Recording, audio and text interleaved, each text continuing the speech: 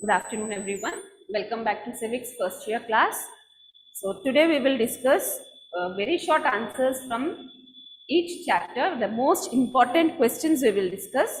If you are learning chapter wise VSAQs, you will be able to answer all 15 VSAQs and you can score 30 marks with your VSAQs. So let us start with your first chapter. First question is, what is meant by sociology? Okay, sociology, the word sociology, it has come from the word society, we can say. So it deals with society. Sociology is a social science that studies about society. Sociology is a social science, it studies about society, and it is the root of all social sciences. Why are we saying it is the root of all social sciences? Because see, society was formed first, then the state was formed. So the root of civilization is society. So that is why we say that sociology, the study of society, it is the root of all other social sciences. Okay, so in sociology, you study about social rules, customs, traditions, cultures.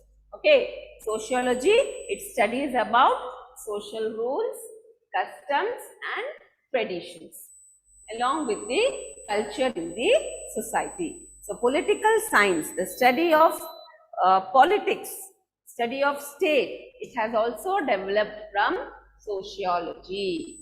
It has also developed from sociology. So simple words, if you remember, okay, if you can remember simple words, if you can remember simple words, then it will be easy for you to learn the answer. Just remember, what is sociology? Sociology, it is the study of society.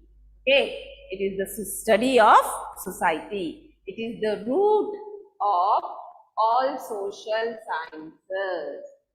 Okay, in sociology, you study about social rules, customs, traditions and culture. And political science, it developed from sociology. Political science, it developed from sociology. Okay, with this one VSAQ is over.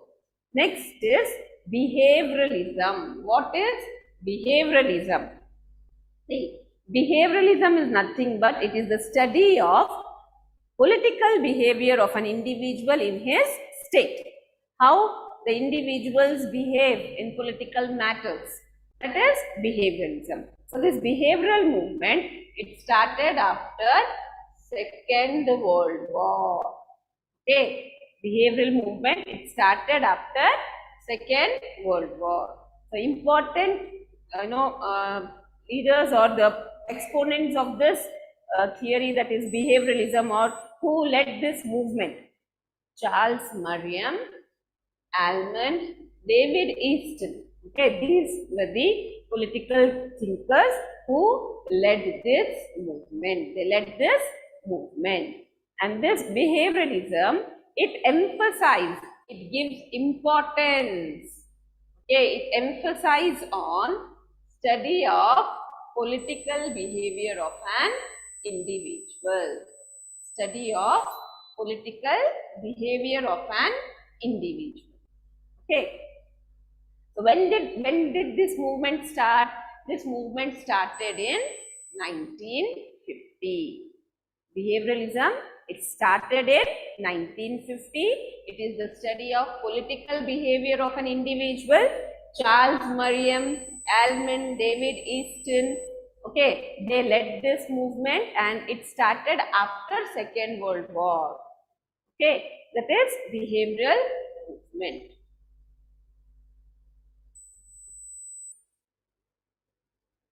Your next question is post-behavioralism.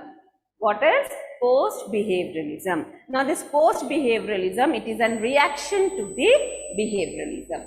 Okay, it is a reaction to the behavioralism. Here the behavioralists, who are the behavioralists? The people who who started behavioralism. Okay, who does this study of political behavior. Okay, they are called as behavioralists. Okay, they started empirical. They started having a detailed study about it. Okay, and they felt that ethics and values are equally important along with the facts and methods. See, in behavioralism, we studied only about the political behavior, how people are getting influenced by political leaders, how they are voting. That is the behavior, on what basis people vote, okay, how the voting behavior is changing. That is studied in behavioralism. In post-behavioralism, it is not only the methods and facts. They said that ethics and values, like, are people voting honestly? Are political leaders, they are influencing the people? All this study is done. That is ethics and values. Okay. Are the people voting honestly? And they are electing their representatives? Are they, using their right to vote, their franchise, that is right to vote, honestly? That is also important. Okay, ethics and values are also important along with facts and methods. Along with facts and methods, ethics and values are also important. That is post-behavioralism. Next is master science. What is master science? Now, Aristotle, he is considered as the father of political science. It is Aristotle who called politics as master science. Aristotle said that politics is master science. Because, why he called politics as master science? Because it covered almost all the activities of individuals in the society. That is political and social institutions. So, when you study political science, you will study not only about the government, the powers and functions of the government, but also about activities of the citizens, their rights and duties also. So, that is why political science is regarded as master science. It is a comprehensive concept for Greeks. Greek philosophers, they did not discriminate between the cities and the states. For them, it is one and the same. Society and state was same. So, political science is a comprehensive concept for Greeks. See, if you can see on the screen, I have given the answers in points. 4 points, 3 points, 5 points, depending upon the question. If you are writing the answer like this in points, it will be easy for the examiner to correct your paper. So, always try to write your answers in points. Next question is about Aristotle. You will get, last time you got this question, Aristotle. Who is Aristotle? Aristotle, he is regarded as the father of political science. Aristotle is regarded as the father of political science. So, why we are calling him the father of political science? It is because he did an objective and systematic, that is, you can say, scientific study of the affairs of the government and politics. So, when Aristotle, he did the study of government and politics, he did it in a systematic way, with an objective and systematic way. That is why he is called as father of political science. And he said politics is a science of state. So, what is politics? It is the science of state, and he called politics as master science. He called politics as master science. And the next question is, how political science is different from economics? Here they are asking you to write the differences between political science and economics. So, 2 marks questions, 2 differences are enough. So if you are writing like this, it is okay, or you can also write in a tabular form, in a form of a table. Okay. So first is political science. Political science, it deals with the state and government. In political science, we study about state and government, whereas in economics, it deals with wealth. It deals with the wealth. Okay. It deals with production, consumption and distribution. So it deals with wealth, and political science, it deals with state and government. So economics, it mainly studies about production, consumption and distribution. Okay, in economics you study about production, consumption and distribution. In political science, you will study about political institutions. Okay, and how these political institutions are making policies for the welfare of the people. So, political science, it studies about political institutions and public policies. Political science, it studies about political institutions and public policies. Okay, if you are learning the 6 questions, if you see the weightage here, if you are learning the 6 questions, you will get 2 VSQs from this chapter. Okay, 6 simple questions, very easy to learn. Next, your second chapter. Okay, the second chapter is state and sovereignty.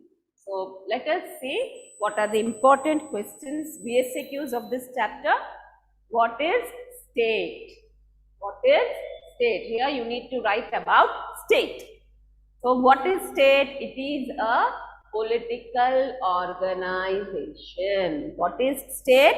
It is a political organization, and every state will have 4 elements. So, what are the 4 elements of the state? Population, territory, government, sovereignty. Okay. So, this is, if you are learning elements of state, answer introduction part, introduction of that question. What is state? Or define state, what are its elements? So, introduction part we have written. We have read that state is a political organization and it has 4 elements. What are the 4 elements? Population, territory, government and sovereignty. So, what does the state do? State, it makes rules to regulate the external behavior of the people, to regulate, to control the external behavior of the people.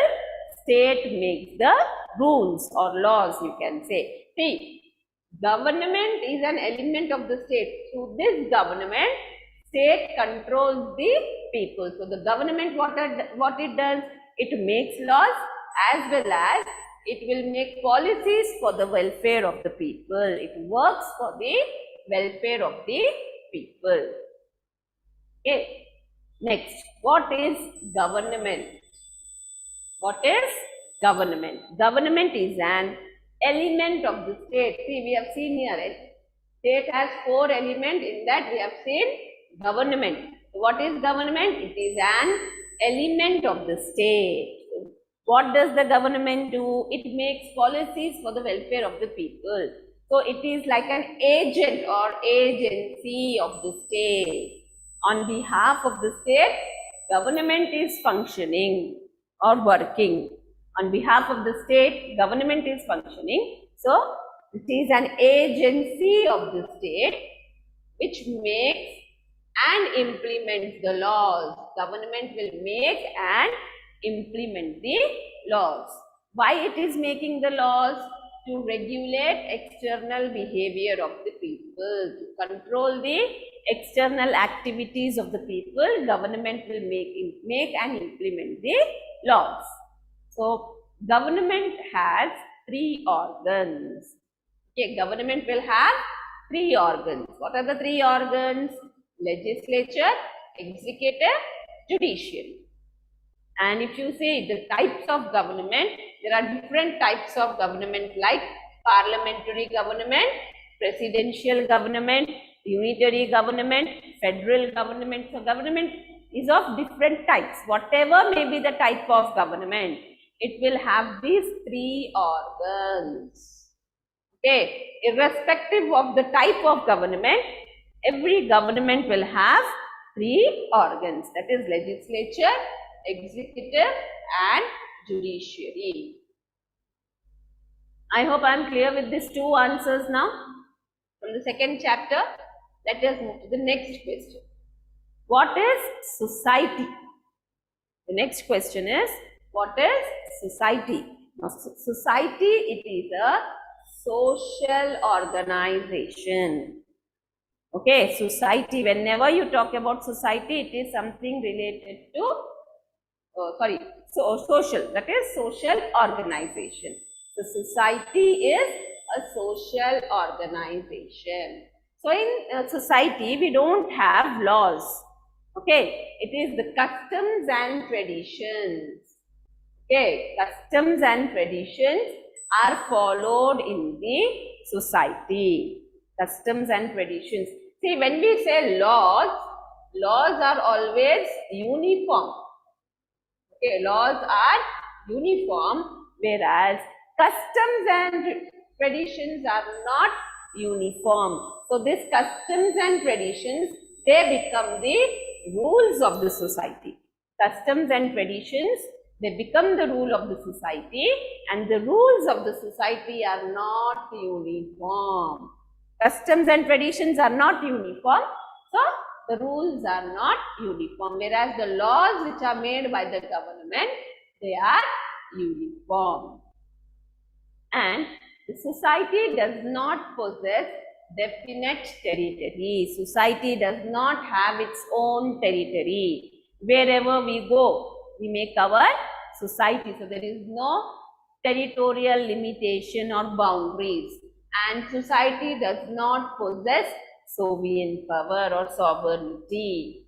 See, mostly you will get a question from second chapter, what is state or what is society. These two questions are most repeated one. The next one is monistic theory of sovereignty. Why we are saying monistic theory? It is given by one person called John Austin. Okay, John Austin, he wrote a book, Lectures on Jurisprudence. In this book, he has explained this theory. So, this monistic theory, it was given by John Austin, or it is also called as Austin's theory. It is also called as Austin's theory. So, according to this theory, law, what are laws? Laws are the command of the sovereign, supreme political authority. Who is the sovereign? He is the supreme political authority.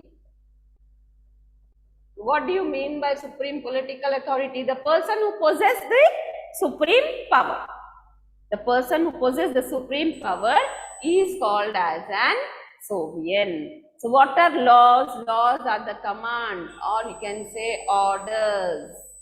So, the better word is command. So, laws are the command of sovereign. And he said that sovereignty, the supreme power, it cannot be divided or transferred. We cannot divide sovereignty. It is indivisible and it cannot be transferred. We cannot give sovereignty, our sovereignty to others. So, it is indivisible, it is inalienable. We say it is inalienable. And it is essential, the sovereignty is essential, necessary for every state to be independent. If a state is not independent, then it will not have its sovereignty. Okay, so it is necessary for every state to possess sovereignty to be known as an independent state. See, before independence, before 1947, India had population. Okay, what are the elements of state? Population, territory, government and sovereignty. These are the four elements.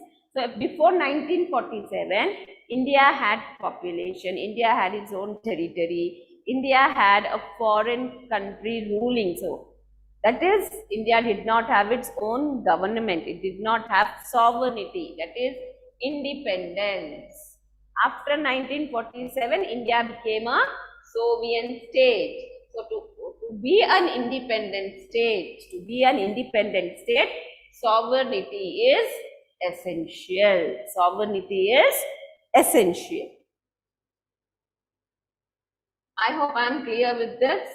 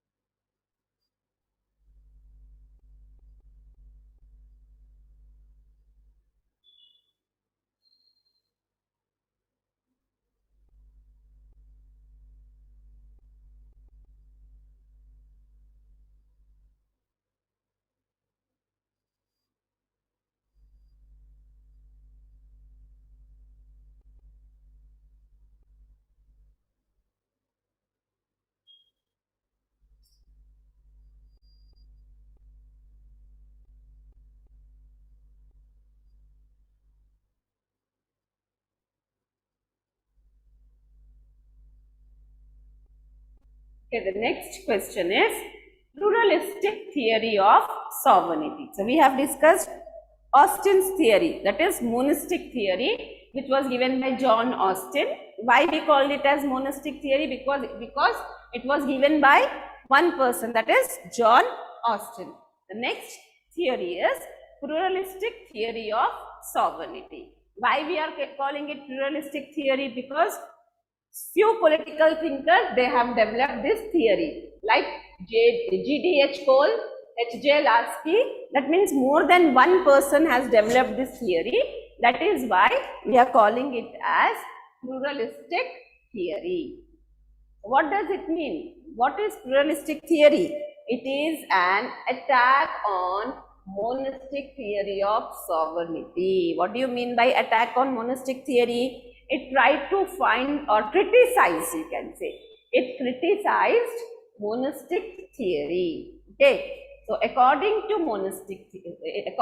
pluralistic theory, sovereignty is enjoyed by other associations along with the state. See, in monistic theory, in Austin's theory, it is said that sovereignty, it is the command of the sovereign and only state possesses the sovereignty.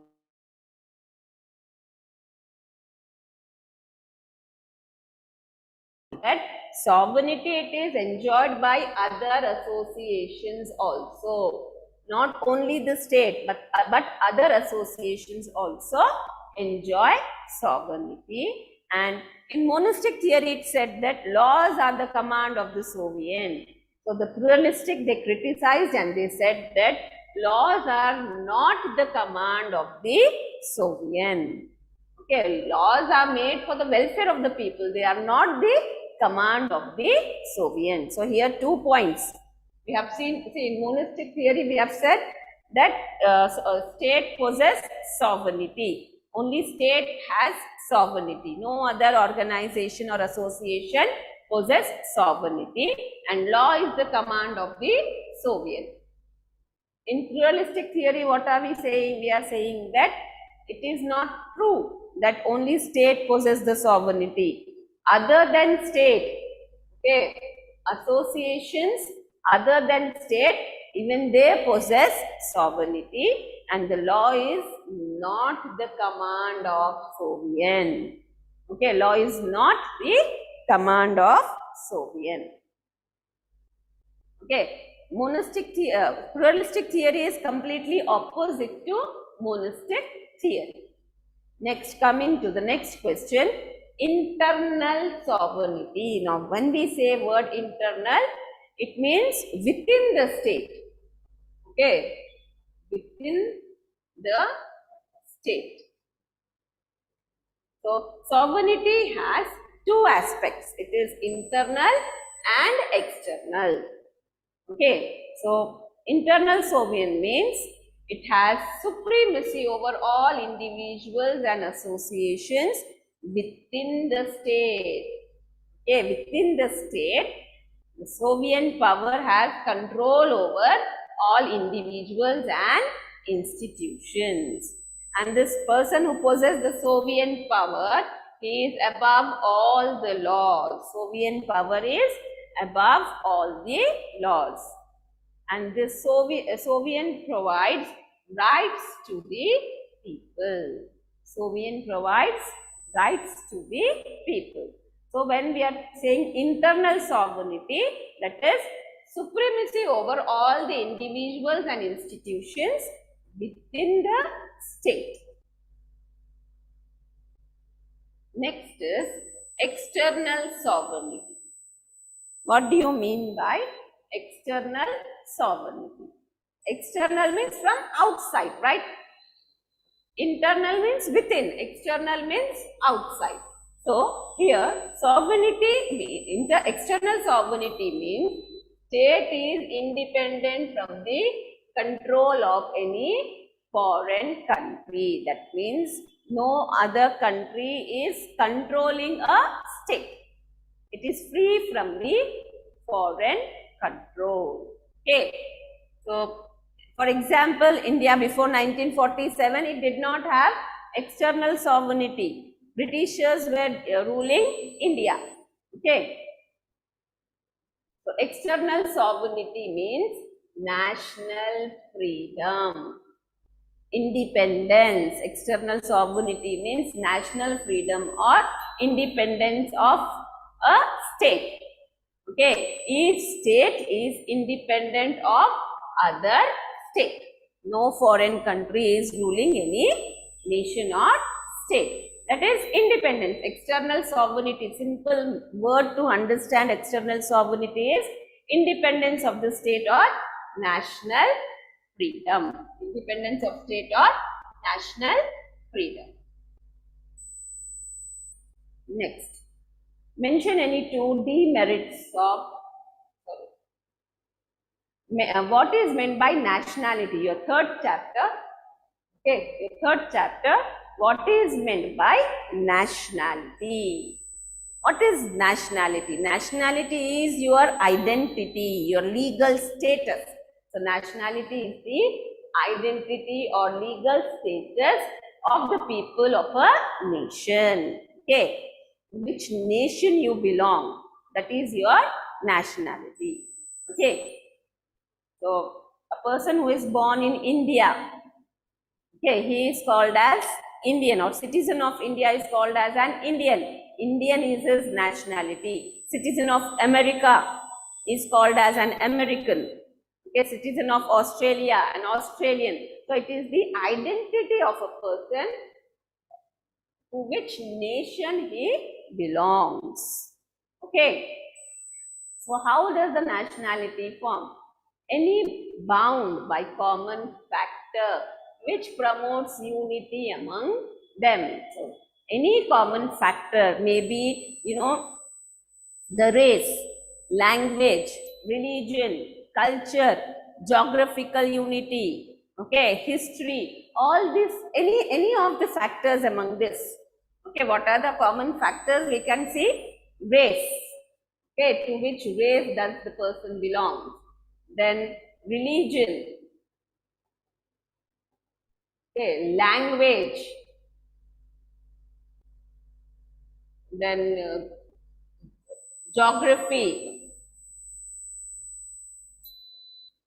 History of a nation. Then customs and traditions.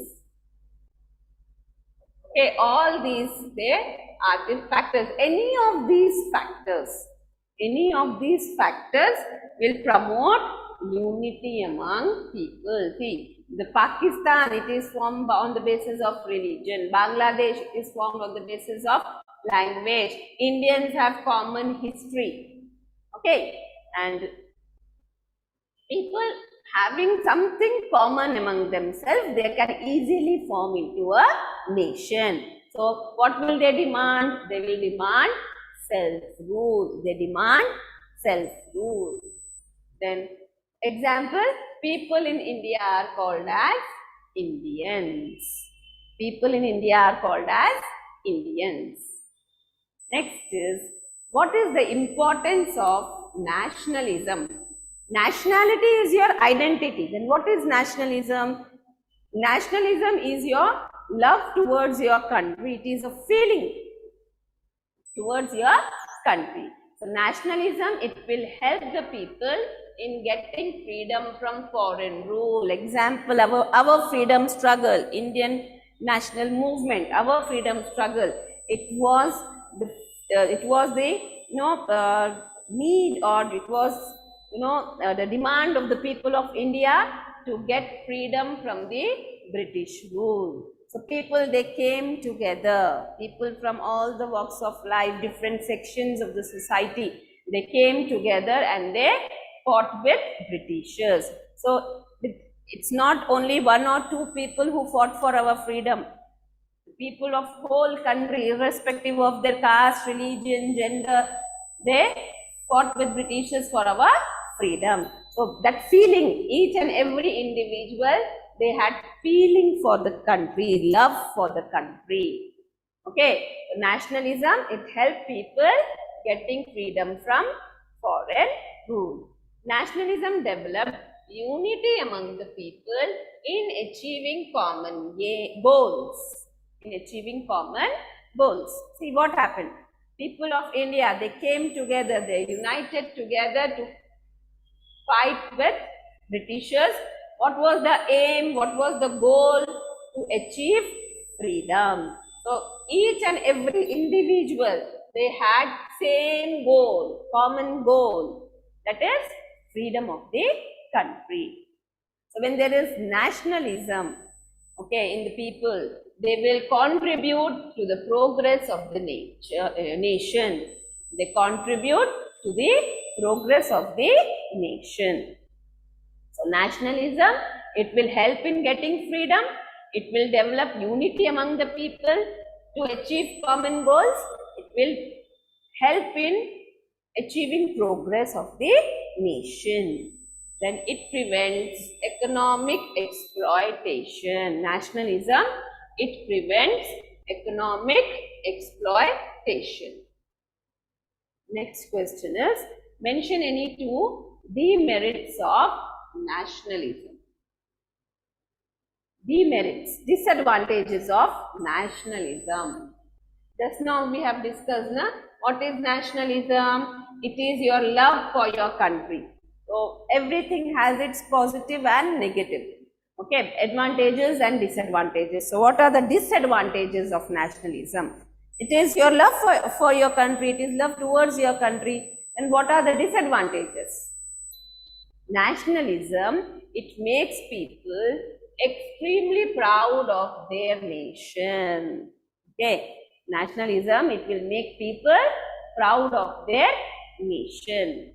It sometimes results in developing hatred for other nations. So we feel proud of our nation and sometimes we start hating other nations. Okay, it leads to unnecessary and unhealthy competition.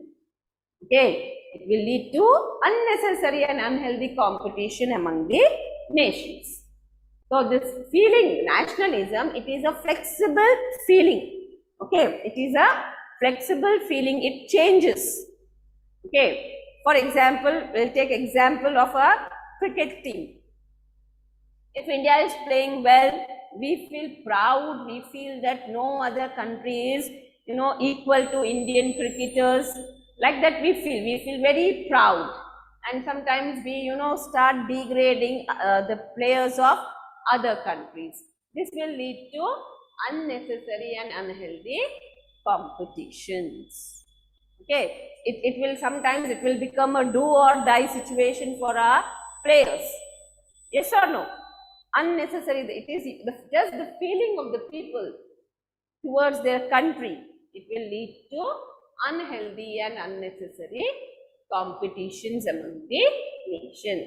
If we pressurize our players, we say we show them that if they are losing, then it is a question of prestige of a country. They have to win the match. That feelings we develop. Okay, unnecessary and unhealthy competition. Okay, with this we have completed your third chapter. Okay, you have only 3 questions in your third chapter. If you are learning these 3 VSQs, you will get 1 question for sure out of these 3. One is what is meant by nationality. Second is merits of nationalism, and then demerits of nationalism.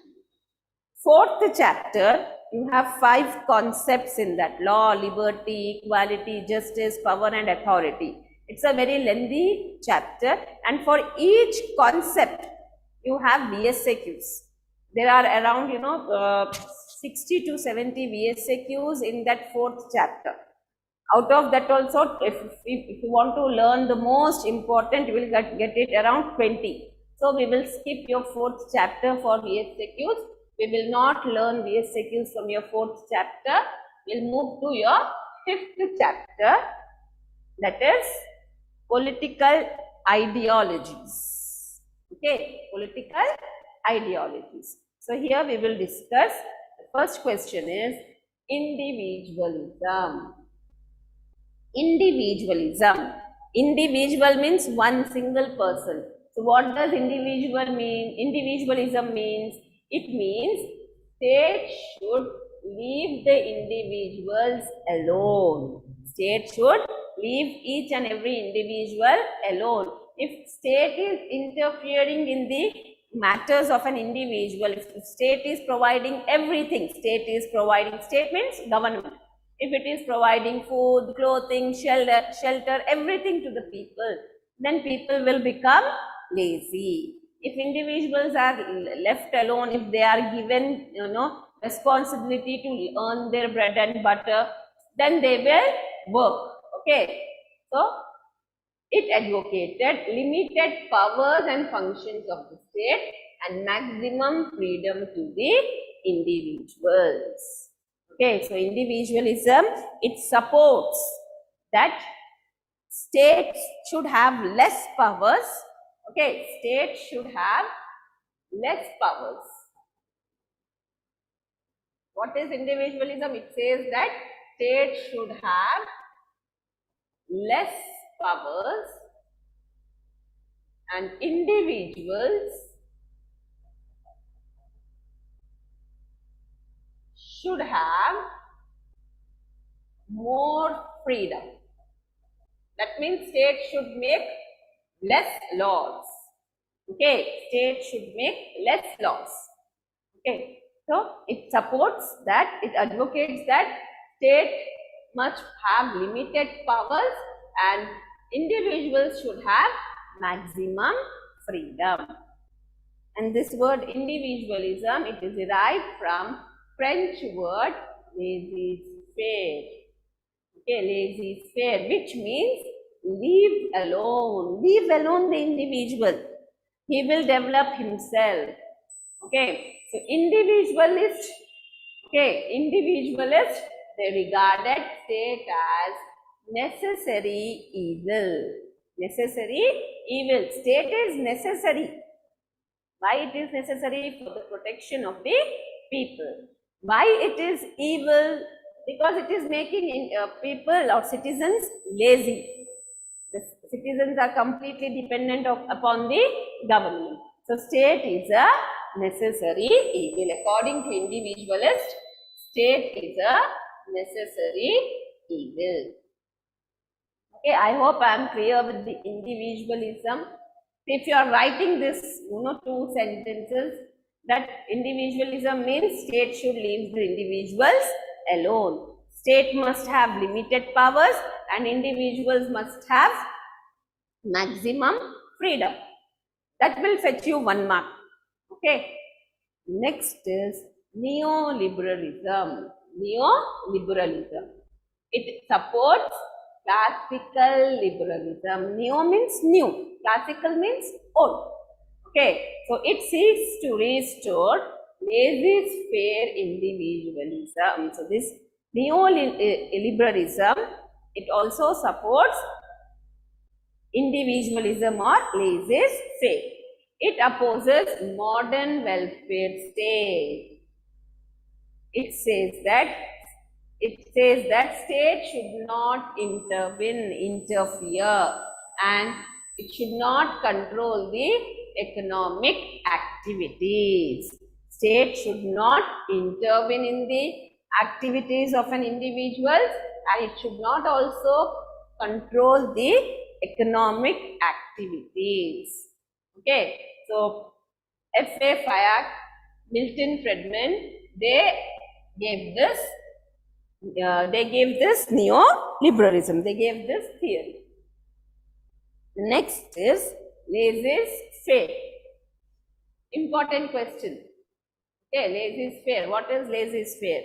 Individualism is also known as laissez-faire theory. Okay, it is a French word. Laissez-faire is a French word which means leave alone. The meaning of this word laissez-faire is leave alone. Okay, it regards individual as the center of social life. According to laissez-faire, individual is at the center of the social life. And this theory says that maximum freedom should be given to the individual and state should interfere, or it should be very minimum. The intervention of state should be minimum. In simple words, you can say here you have studied individualism. It says that the powers of the state should be limited and the freedom of the individuals should be maximum. Okay.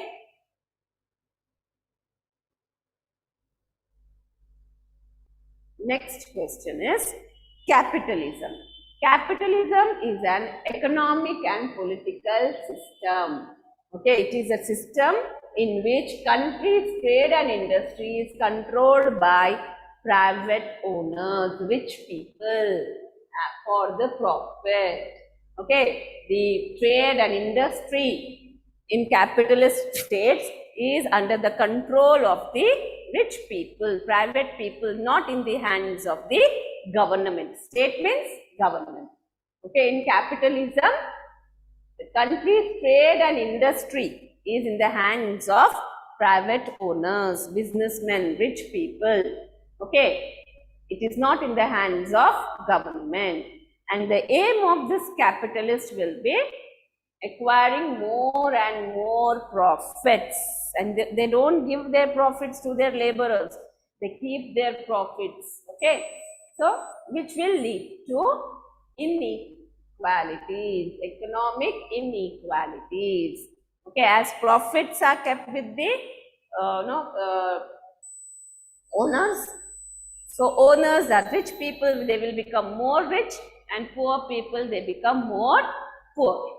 So it will lead to economic inequalities. That is capitalism. What happens in capitalism? The trade and industry is controlled by the rich people, or it is in the hands of private owners. It is not in the hands of government. Next is Marxism. Okay, Marxism, this theory was given by Karl Marx. That is why we call it as Marxism. It is also called as scientific socialism. Okay, Karl Marx is the founder of Marxism. He wrote Communist Manifesto along with his friend Friedrich Engels. He wrote Communist Manifesto. In that, the basic principles of Marxism are explained. Okay, So what is the basic principles of Karl Marx? It says that we should have a classless society. How can we have classless society? By eliminating economic inequalities. When we eliminate economic inequalities, okay, we can have a classless society. We will not have rich or the poor. Okay, so he always supported classless society, that is Marxism.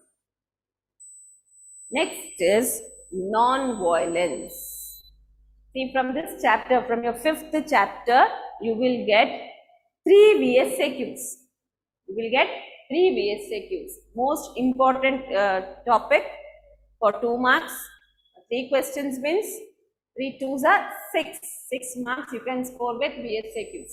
So the next question is non-violence. So what do you mean by non-violence? Not doing violence. Okay, not doing violence. So who advocated this principle? Gandhiji. Gandhiji, he advocated non-violence. He used this method to fight against British and also to abolish social evils. Okay, he also used non-violence as a method to fight against the Britishers and also to fight against social evils. So, what are the essential conditions of non-violence? Truth and fearlessness. Okay, truth and fearlessness are the conditions of non-violence. What do you mean by non-violence? Not harming others, either by your actions or by your words. Okay, non-violence means love, kindness and selflessness. Okay, not harming others through your actions or through your words or even with your thoughts. Okay, next is Satyagraha. Again, the word Satyagraha, it was formulated by Mahatma Gandhi when he was in South Africa. Okay, he used Satyagraha as a weapon to fight against British and social evil. So, what is Satyagraha? It means love force and soul force. So, it is completely a non-violent method. Satyagraha, it totally depends on non-violence. Just now we have seen what is non-violence: love, kindness, selflessness. So, here love force is achieve anything. We need not indulge in violence. Okay, that is Satyagraha. Next is trusteeship. See, out of these, non-violence, Satyagraha, trusteeship, non-cooperation movement, you will get one question for sure. So, what is trusteeship? Now, this trusteeship was again advocated by Gandhiji. Okay, it is also a non-violent method. Okay, it was to establish economic equality. Okay, what can be done here? What is trusteeship? Gandhiji says that we should become trustees of our own property. Okay, whatever property we have, we should become trustees of it. We should use what we need and the rest should be given to the needy. Whatever is required, we should use it. And if whatever extra we have, we should give that to the needy. In that way, we can establish economic equality. Next is non-cooperation. Now, Gandhiji started this non-cooperation movement in 1920. Okay, it is an important phase or period of Indian national movement. Now, this non-cooperation movement was also a non-violent movement. What did they do? They boycotted British goods and they used Swadeshi goods. Okay, this method was used against Britishers during our freedom struggle. This non-cooperation movement, it was started as a protest against a violent incident in Jallianwala Bagh. The last question of this chapter is civil disobedience. So, civil disobedience means Disobey, what do you mean by disobey? Not following the laws or the orders of the government. Disobeying means not following. So what is civil disobedience? It is refusal of the citizens. The citizens are refusing to obey the laws of the government. Okay, citizens are refusing to obey the laws of the government. So Gandhiji, he used this civil disobedience during our freedom struggle. Again, it was a non-violent movement. This took place from 1930 to 1934. So this is your very short answers from chapter 5. If you are learning these 10 questions, you will get 3 questions for sure in your exam. With this, I'll conclude.